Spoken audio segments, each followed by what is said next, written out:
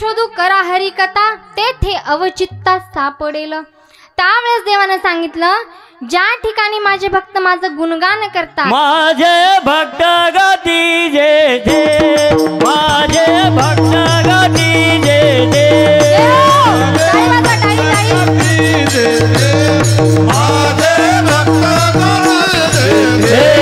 माझे भक्त गाती जे जे माझे भक्त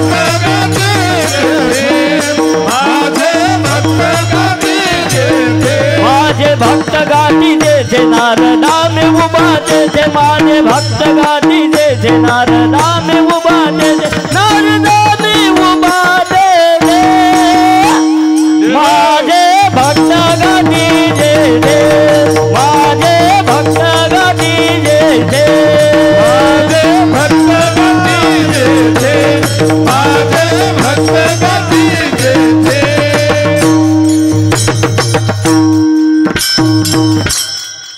माझे भक्त गाती जेते नारदा मी उभा तेते। त्यावेळेस देवानं सांगितलं की ज्या ठिकाणी माझं भजन असतं ज्या ठिकाणी माझं चिंतन असतं तिथे मला यायला आवडतं, म्हणून शांतपणे माझं भजन करा चिंतन करा। त्यावेळेस एक साधकनाथ महाराजांना विचारतो की तुम्ही ज्या देवाची भक्ती करता त्या देवाची भक्ती कशी करायची। तेच शांती ब्रह्म पैठण निवासी नाथ महाराज अभंगाच्या प्रथम का प्रकार आवड देवाचे का प्रकार आवड देवाचे का प्रकार आवड देवाचे का प्रकार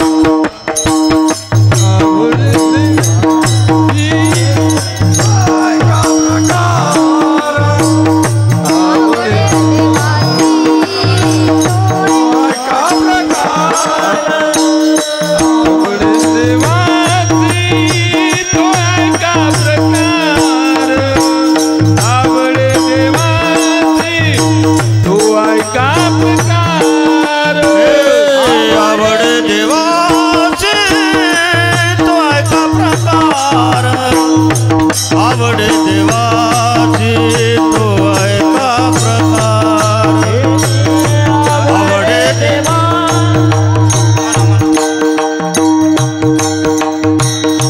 नामाचा उच्चार राम नंदीन नामाचा उच्चार राम हे गोपीचंदन तुळशी माला गळा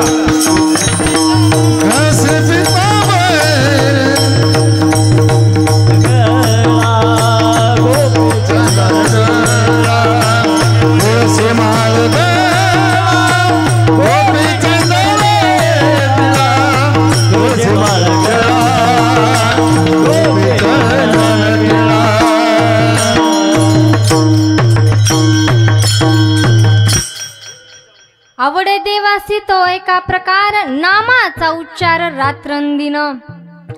कारण कलियुगामध्ये नामस्मरणाला फार महत्व आहे, परंतु आता कलियुगामध्ये कसं नामस्मरण चालले। एक रामभाऊ नावाचा गृहस्थ होता, तो नित्यनेमाने देवाची पूजा करायचा भजन करायचा नामस्मरण करायचा। एक दिवस काय होतं, तो नामस्मरण करायला बसतो आणि तो नामस्मरण करायला बसलेला असतो की त्याची बायको बाहेर इकडून तिकडे चक्रा मारत असते। त्यावेळेस तो तिला ऍक्शन करून म्हणतो त्यावेळेस ती म्हणती अहो काही नाही तुम्ही तुमचं नामस्मरण चालू राहू द्या। त्यावेळेस तो म्हणतो नाही नाही अगं बोल। त्यावेळेस ती म्हणती अहो काही नाही आपल्या बोकडाला गिराईक आलेला आहे। त्यावेळेस महाराज तो म्हणतो मग काय झालं। त्यावेळेस ती म्हणती अहो याचा विचार करत होते की ते कितीला विकू। त्यावेळेस तो ऍक्शन करून म्हणतो आपल्या शेजारचे कितीला विकले। त्यावेळेस ती म्हणती अहो आपल्या शेजारचे 7,000 रुपयाला विकले। तो म्हणतो आपले 8,000 रुपयाला विक। तर त्यावेळेस महाराज ती जाते बोकडाचा सौदा करण्यासाठी, परंतु याचं काही नामस्मरणामध्ये मन लागत नाही। त्यावेळेस तो देवावर जवळचा पाठ उचलतो खिडकीजवळ ठेवतो, त्या पाटावर उभं टाकतो आणि उभं टाकल्यानंतर तो पाहत असतो बाहेर काय चाललंय ते. तेवढ्यात आतमधून मांजर येते. मांजर आली की ती किचनकडे जाते आणि किचनमध्ये दूध उघडच असतं महाराज. त्यावेळेस ती मांजर म्हणती, हा इकडं नामस्मरण करतोय, त्याची बायको तिकडं बोकडाचा सौदा करती, आज आपल्याला काही टेन्शन नाही. त्यावेळेस ती मांजर दूध पिण्यासाठी किचनमध्ये गेली. ती दूध पिणार त्यावेळेस हा करतो शुक शुक शुक शुक. त्यावेळेस ती मांजर म्हणती, शुक शुक कर, फिश फिश कर, नाही तर डिश डिश कर, पण मी आज दूध पिल्याशिवाय जाणार नाही. तर त्यावेळेस महाराज ती दूध पिण्यासाठी पातेल्यात तोंड घालणार. ती जसं पातेल्यात तोंड घालणार तशी हातातली माळ फेकून मारतो. जशी हातातली माळ फेकून मारली तशी ती त्या मांजरीच्या गळ्यात जाऊन पडली. ती मांजर दचकून बाहेर पळून गेली.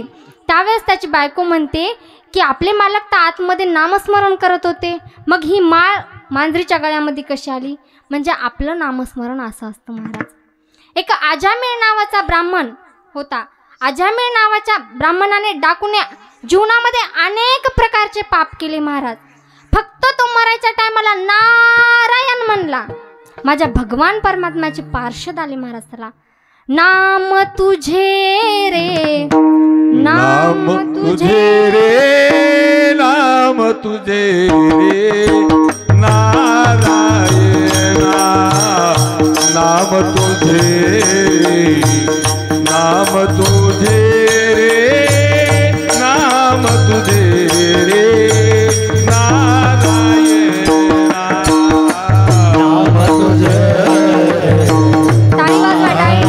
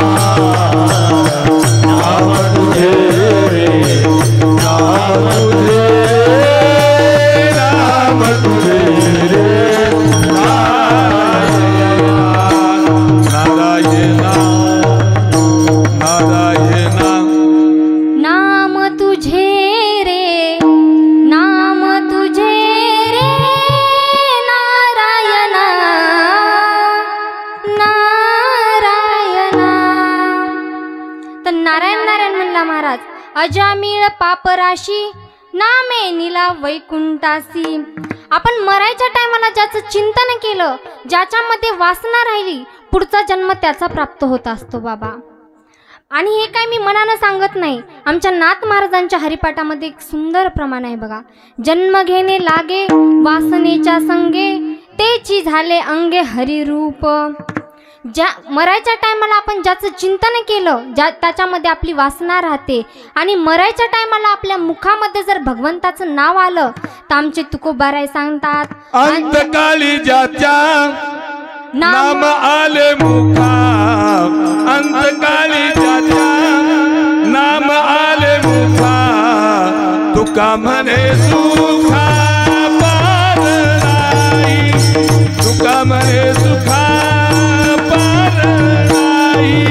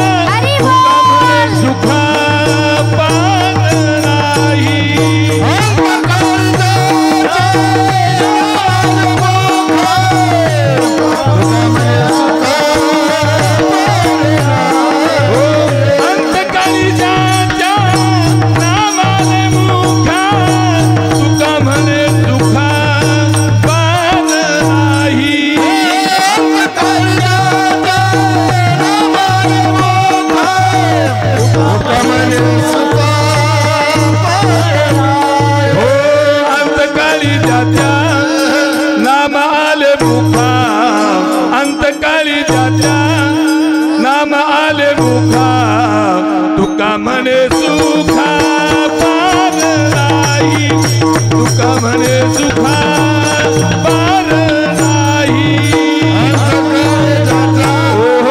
नाम आले मुखा अंतकाळी ज्याच्या नाम आले मुखा तुका म्हणे सुखा पार नाही तुका म्हणे सुखा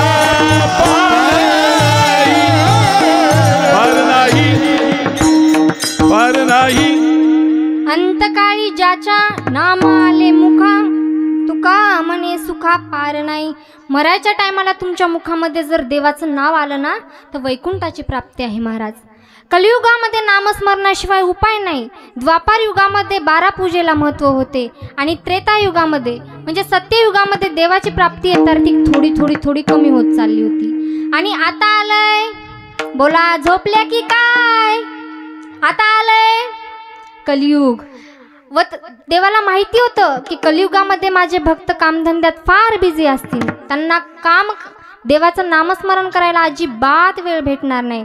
म्हणून देवानं अत्यंत सोपं साधन सांगितलेलं आहे. कलियुगा माझे आओ करावे कीर्तन, कलियुगा माझे आओ करावे कीर्तन.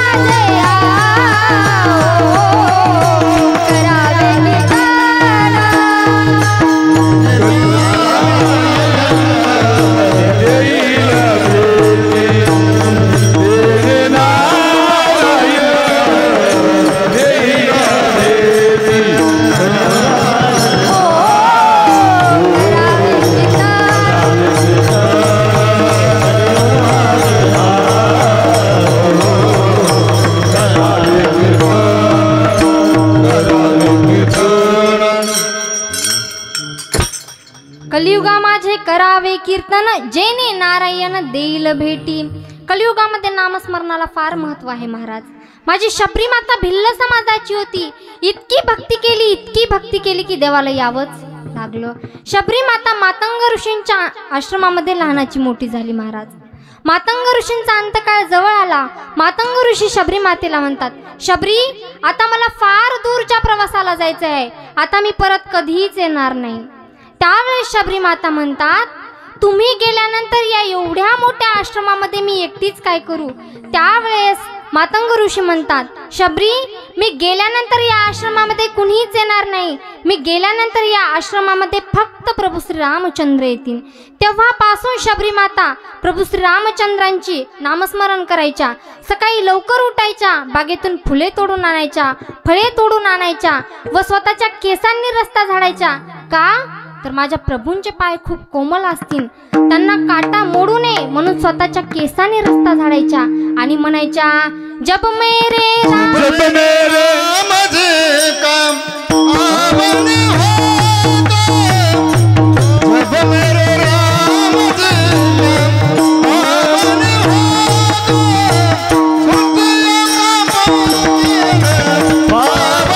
होगा, पावन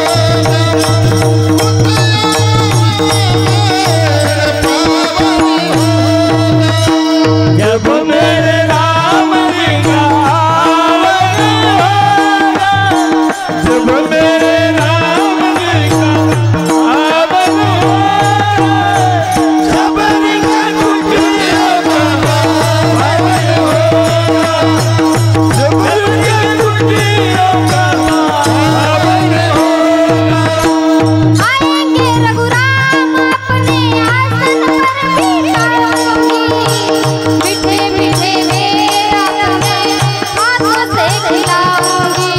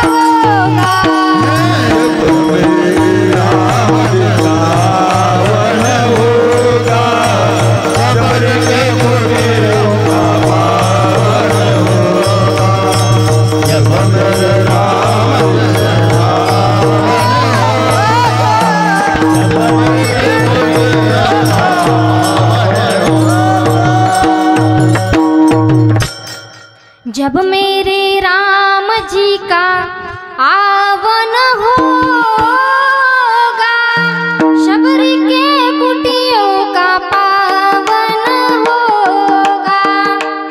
त्यावेळेस प्रभू श्री रामचंद्र लक्ष्मणा म्हणतात, लक्ष्मणा आपल्याला आपल्या मातेला भेटायला जायचे आहे।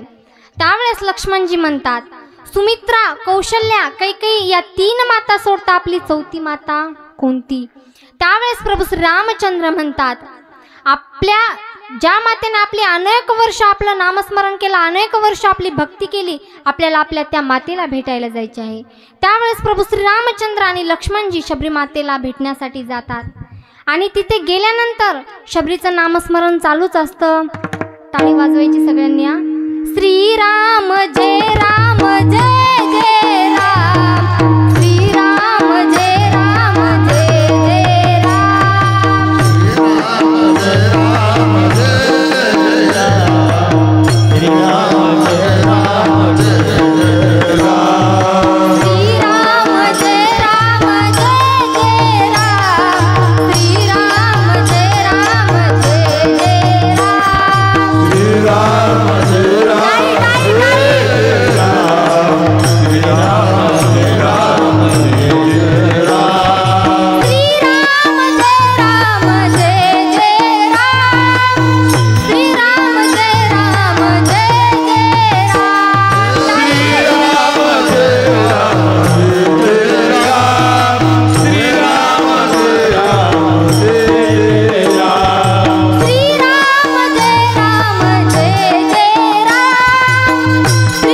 जय राम जय जय राम, राम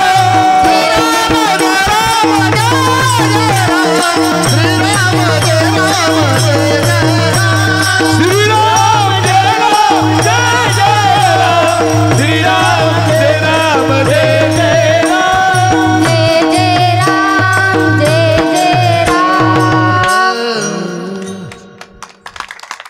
टाळी वाजवा गायनाचार्यासाठी एकदा जोरदार। त्यावेळेस शबरी मातेचं नामस्मरण चालूच असतं। प्रभू श्री रामचंद्र शबरी मातेला आवाज देतात, तरीही शबरी भानावर नाही आली। परत आवाज देतात, तरीही भानावर नाही आली। नंतर शबरी मातेला तिच्या गुरुदेवांचे शब्द आठवतात की मी गेल्यानंतर या आश्रमामध्ये कुणीच येणार नाही, मी गेल्यानंतर या आश्रमामध्ये फक्त आणि फक्त प्रभू श्री रामचंद्र येतील। शबरी माता पाहतात तर काय साक्षात प्रभू श्री रामचंद्र समोर असतात। त्यांना पाहताच शबरी माता रडायला लागली महाराज आणि म्हणती, देवा तुम्ही यायच्या अगोदर असा विचार केला होता, हे करीन असं करीन तसं करीन, परंतु आता काय करावं मला काहीच समजत नाही। त्यावेळेस शबरी माता त्यांनी बोरं जी तोडून ठेवलेली असतात ना, ती प्रभू श्री रामचंद्रांना खायला देतात महाराज। त्यावेळेस देव म्हणतात की माते, आतापर्यंत जे काही करायचं आहे ते तूच केलेस आहे, आता आम्हाला करू दे। त्यावेळेस प्रभू श्री रामचंद्र आपल्या तीर्थ अश्रूंनी शबरीचे चरण धुतात आणि ते तीर्थ म्हणून प्राशन करतात। एवढेच नाही तर शबरीची आत्मज्योत आपल्या आत्मज्योतीमध्ये विलीन करून घेतात। का तर नामस्मरण केले म्हणून। माझ्या देवाला नामस्मरण करणारी भक्त आवडतात। माझ्या तुकोबारायांच्या घरची 14 माणसं अन्न करून मेली, तरी सुद्धा तुकोबारायांनी नामस्मरण सोडलं नाही महाराज। एक वेळेस रामेश्वर शास्त्रींना गावातले माणसं म्हणतात, का हो शास्त्री, तो तू क्या भजन काय करतोय, कीर्तन काय करतोय, लोक त्याच्या पाया काय पडतात, तुम्ही असतानाही योग्य नाही। त्यावेळेस रामेश्वर शास्त्रींना राग येतो महाराज। राग आल्यानंतर रामेश्वर शास्त्री धड धड धड धड तुकोबारायांच्या घराकडे जातात व तुकोबारायांच्या घराकडे गेलेले असताना तुकोबारायच्या पत्नी असतात जिजामाता, तुकोबाराय त्यांना आवली म्हणायचे। त्यावेळेस ते विचारतात, कुठे गेला तुकाराम? त्यावेळेस त्या सांगतात की आता सोचास गेलेले आहेत। त्यावेळेस रामेश्वर शास्त्री तिकडच्या दिशेने जातात महाराज, तर तिकडून आवाज येत होता, श्री पांडुरंग श्री पांडुरंग। तर त्यावेळेस रामेश्वर शास्त्री म्हणतात, काय रे तुक्या, एवढ्या घाणीत देवाचं नाव घेतोस, नाही का तुला? माझी माझ झाले, माझी माझ झाले, माझी माझ झाले अनावर वाज. माझी माझ झाली, माझी माझ झाली हो, माझी माझ झाली अनावर वाज.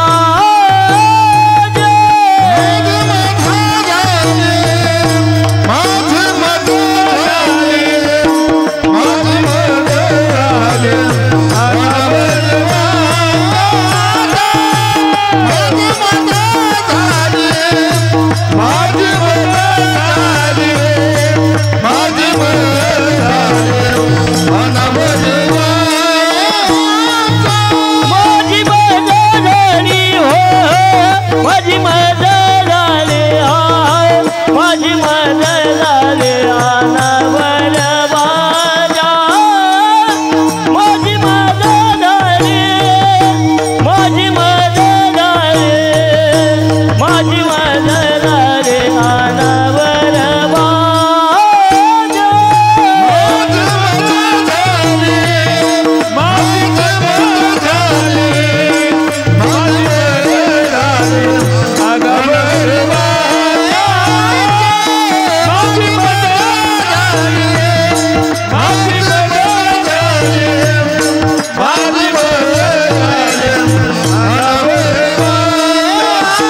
चंद्रयान माझा घेतला से, चंद्रयान माझा घेतला से.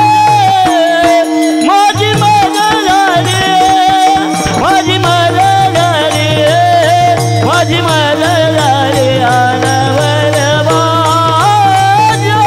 माझी माझ झाली हो, माझी माझ झाली हा, माझी माझ झाली अनावर वाजा.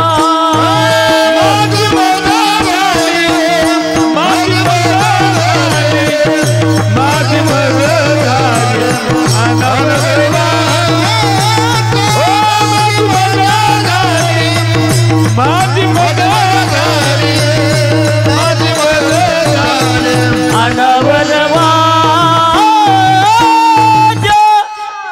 माझी माझ झाली अनावारवाच्या, छंद या नामाचा घेतला असे.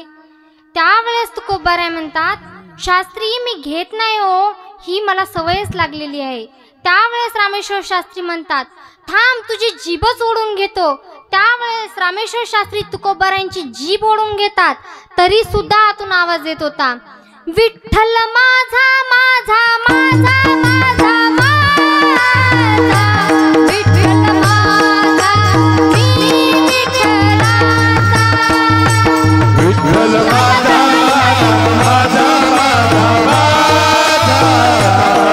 विठ्ठल माझा मी विठ्ठलाचा.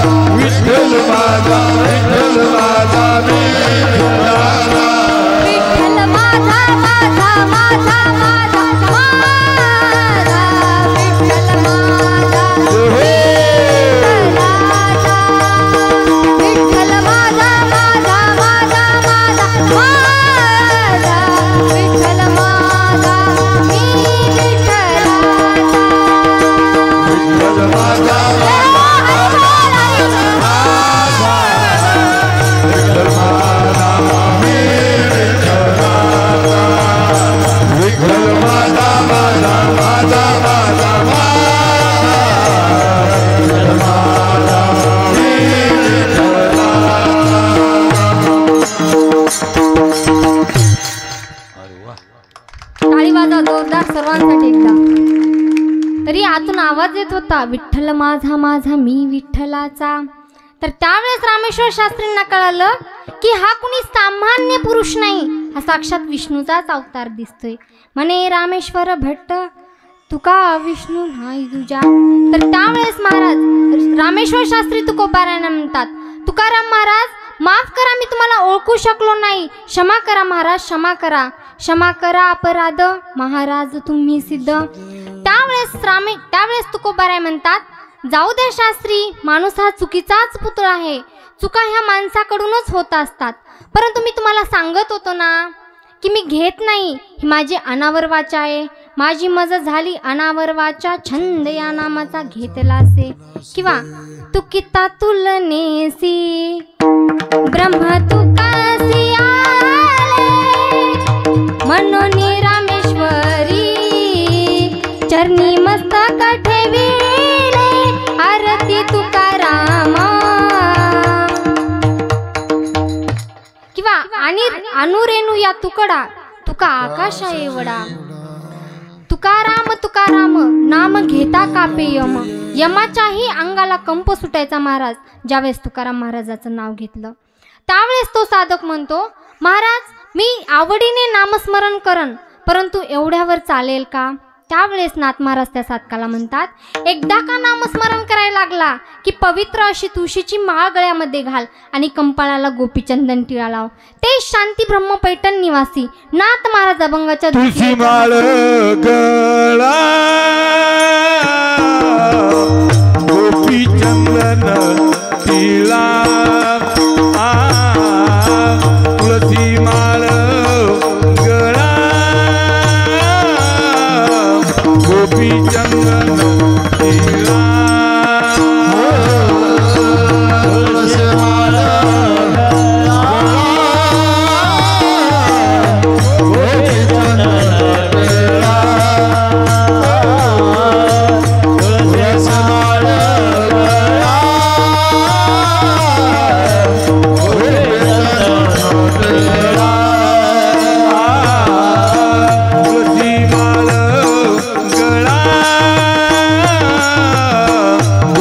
चंदन टिळा,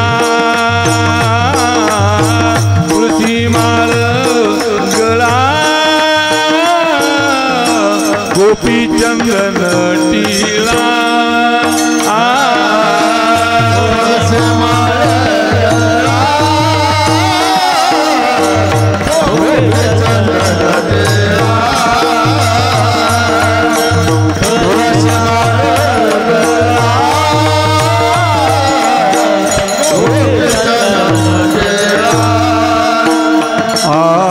हृदय कळवळा,